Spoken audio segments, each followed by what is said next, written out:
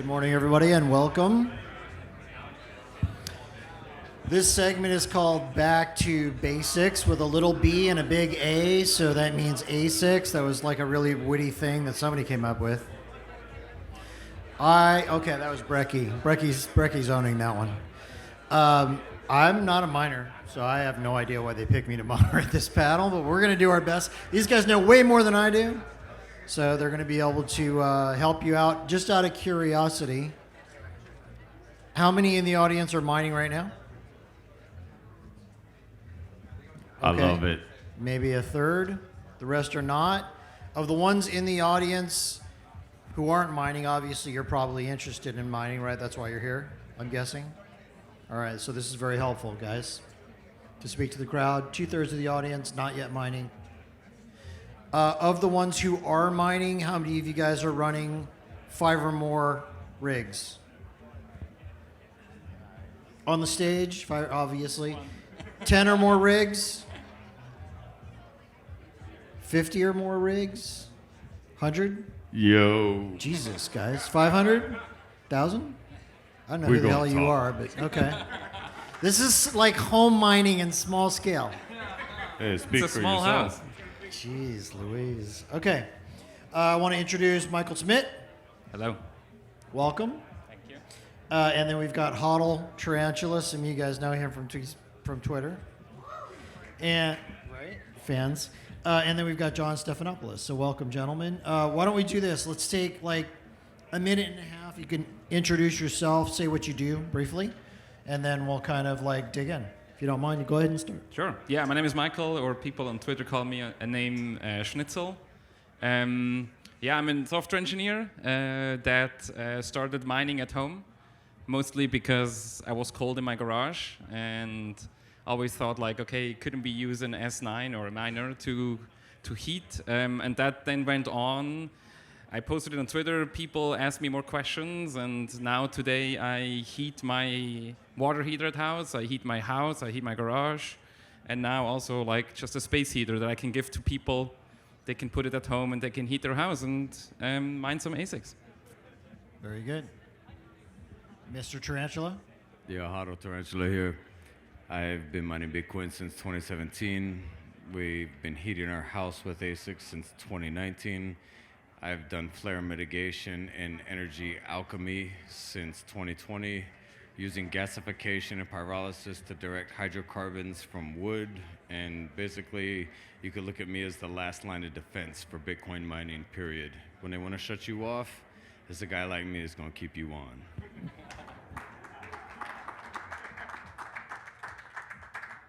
Truly decentralized security. John?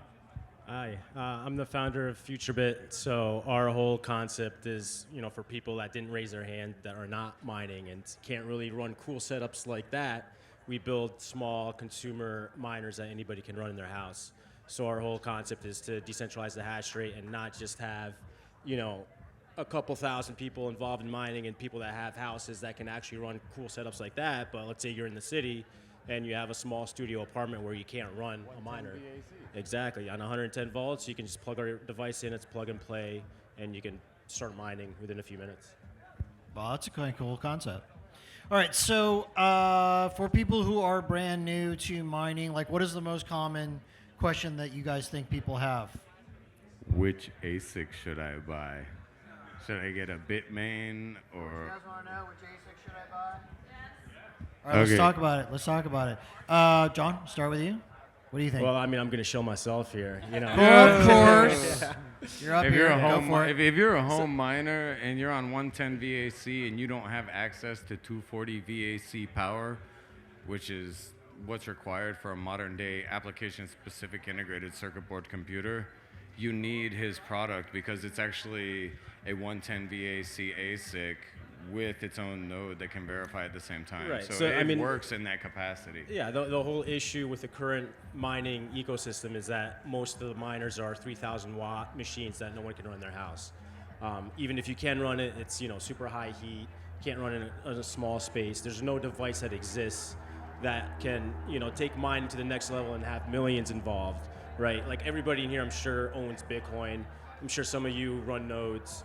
but very few do mining because it's such a hard thing to do. There's no devices that exist that enables access to as many people as possible. So our device enables anybody to mine that has, like you said, 120 volts. Got you. So in other words, if you're going to do what this gentleman's talking about, you can do it off of your regular household power. However, when you get into the more horse-powered miners, now you're talking about rewiring your house, right? So like if you want to get into subverting your electrical cost back into your infrastructure for your own home, or if you want to just do an actual Bitcoin mining operation, the ASICs that are out there vary. You got Avalon, Bitmain, and MicroBT. They're the main three major players. MicroBT has been proven in the field, hands down. We take those things off grid into the oil fields and we run them into the dirt, and they do not stop. They're like a Clydesdale compared to a quarter horse. And so then you got Bitmain, which has a higher joules per tera, like a lower joule per terahash hash rate, which is more energy efficient. But yet at the chip level on the boards, they fail, and their power supply units aren't proven in the field. So when you want to project your income and your return on operations, well, it's good to be able to do that. But if your hardware is failing and you're losing a hash rate, how are you going to project ROI when your hash rate declines by 30% in the first 8 months to 12 months because the equipment wasn't built to integrity standards for our industry? That makes sense. That's why I advocate for MicroBT and WhatsMiners over Bitmain or Avalon, because they're proven in the field long term. It's hands down, it's a beast. Very cool. I didn't know that. I'm learning new stuff all the time. What do you think? So for me, it's actually the biggest question that people always ask is like, how efficient is it? Not so much like which one should I use. Wait, I got a thing though. In low power mode, the WhatsMiner M30S is actually just as efficient, if not more, than the actual S19J Pro. Yes. No, I mean, like, if they ask me about efficiency, they actually ask, like, how much heat can I get out? And I think what people really tend to forget, that, like, a computer converts 100% of the energy in heat. Like, they always think, like, that the computing somehow uses some of the energy, but that's not true. So, if you compare a normal space heater that you can buy at Target, whatever, and you compare it to that, it uses the exact same amount of energy, and it also creates the exact same amount of heat. And I think that's the part that when people realize that, they're like, wait, why do I still buy anything? Yeah, exactly. Like, why do I buy a dumb space heater if I can have one that actually You get a smart space heater. Yeah. No, I just like the other ones to call the dumb ones. Like, it's just like my kettle. Like, why is there not an ASIC in my kettle? Or like all these things. So I think it's gonna come. It's gonna take a bit, but yeah, that's what people really ask me. They think like, well, if I run this, how much more do I pay for my electricity? And I tell them it's exactly the same. Like, it's not changing. Wow, that's fascinating. But the flip side is you get Bitcoin. Correct.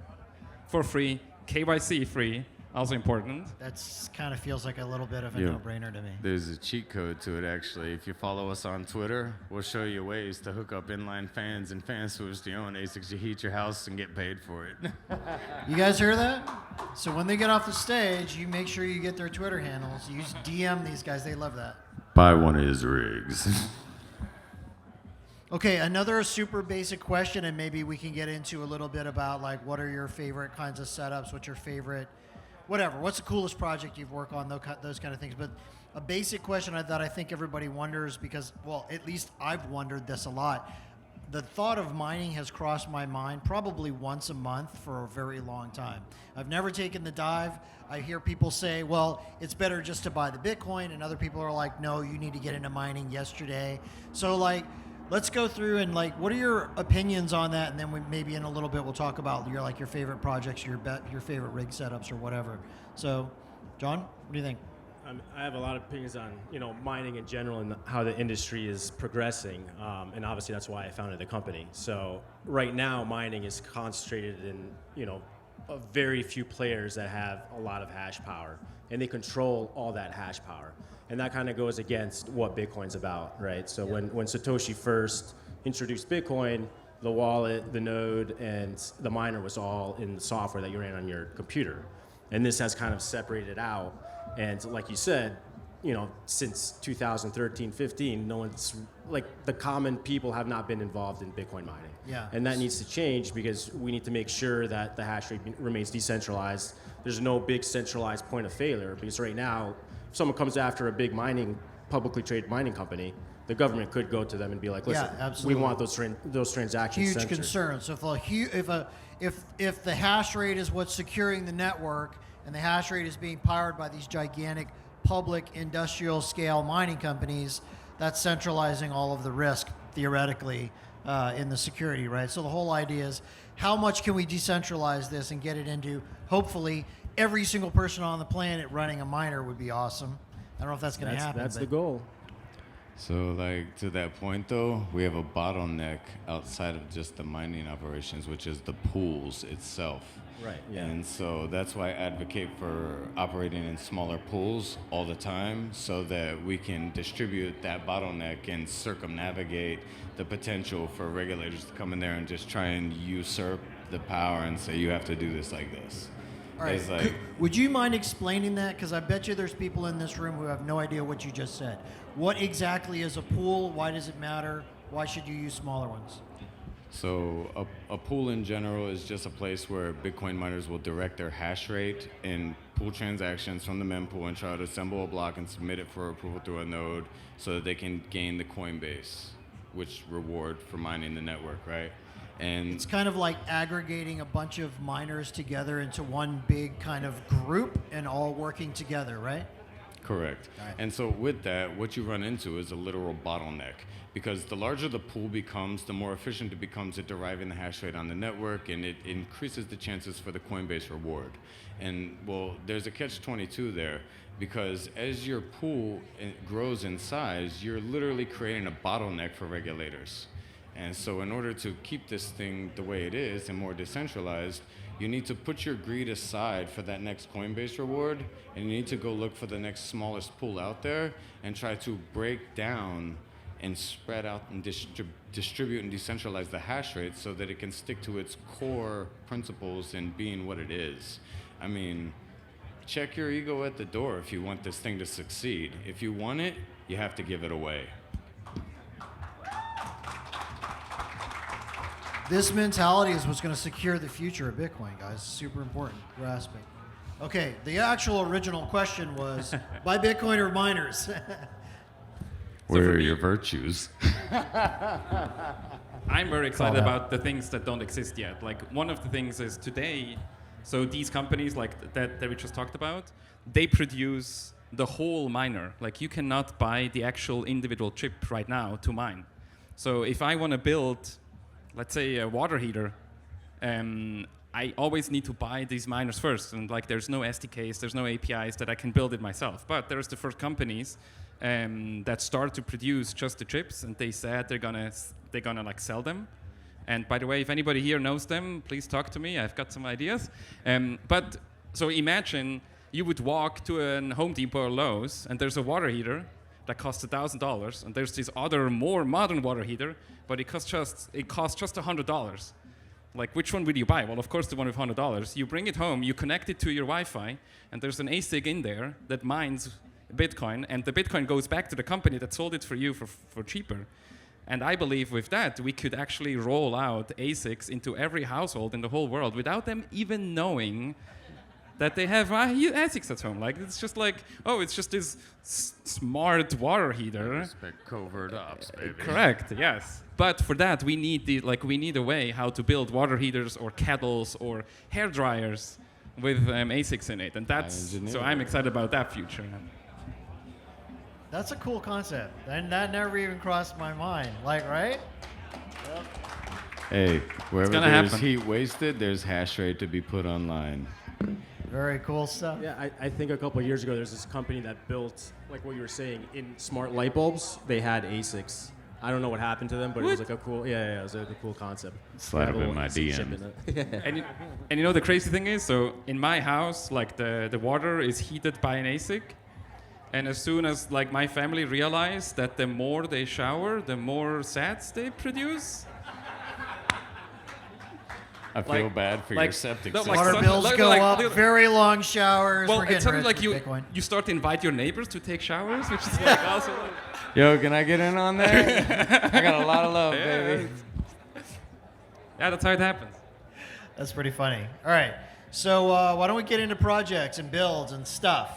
Well, let's start with you, Mike. What the hell is that thing in the cooler right there? All right. So that's I call it the silent Bitcoin space heater. So it's an Antminer S9. Sorry. That's what I had. And it basically cools it with immersion.